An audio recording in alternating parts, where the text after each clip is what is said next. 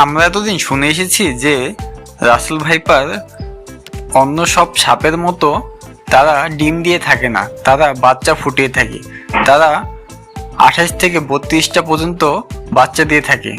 তো তা আপনাদের জন্যই আজকের এই ভিডিওটা। তো আপনারা দেখতে পাচ্ছেন যে রাসেল ভাইপারের মুখ থেকে কিভাবে বাচ্চা বের হচ্ছে। তো যারা এখনো এইরকম ভিডিও দেখেন নাই, তো তাদের জন্য আজকের ভিডিওটা। যদি ভিডিওটা ভালো লেগে থাকে অবশ্যই ভিডিওতে একটি লাইক করে দিবেন এবং আপনার মূল্যবান মতামত কমেন্ট করে জানাবেন। যদি এর আগে আপনি না দেখে থাকেন অবশ্যই কমেন্ট করে জানাবেন।